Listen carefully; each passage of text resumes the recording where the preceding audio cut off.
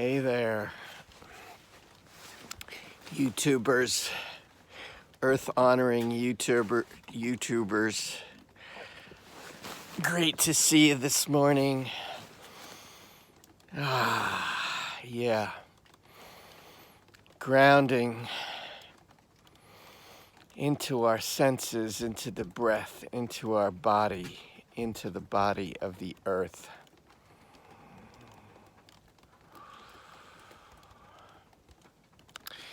So I want to tell you my first story here. What are one of the many ways that led up to writing the book and up to giving these YouTube talks? Like, what's the inspiration?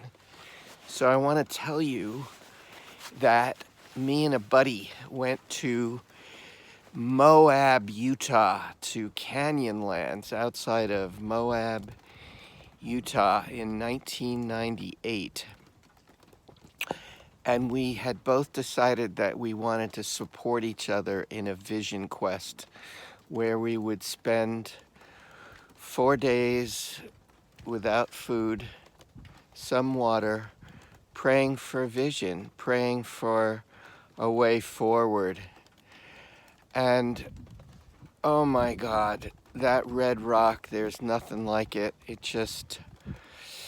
It blew me away. It was like, and we walked in with our backpacks 7 or 8 miles, and we passed these pictographs and petroglyphs and pot shards and just felt the presence of the Puebloans, the Anasazi. There's all sorts of names for the original peoples of that magic land, enchanted land. Recommend everybody spend some time out there. But I like nothing, nothing.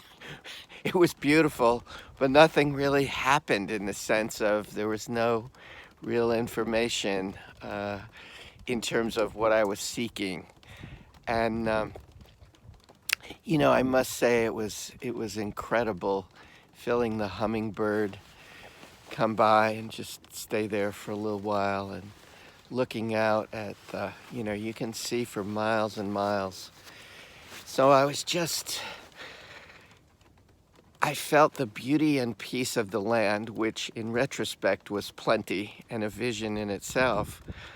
But, I was looking for information about a way forward. And I was hungry. I was constipated. There were times when I was really uncomfortable. But I eventually just let it go. And I remember seeing Jeffrey for the first time after that period of time, and it was amazing. It was a vision just seeing my buddy Jeffrey after that amount of time. So we walked out and we went to a place auspiciously called the Prospector Lodge. And we went to bed. We were both pretty tired, and I fell asleep hard. And maybe an hour or two later, I just woke up from this Technicolor dream, this dream that was bigger and stronger than almost anything I'd felt, and probably anything I'd ever felt in waking time. And it felt kind of like the world had stopped in the dream, and there was this woman named, a native woman named Maria at the center. And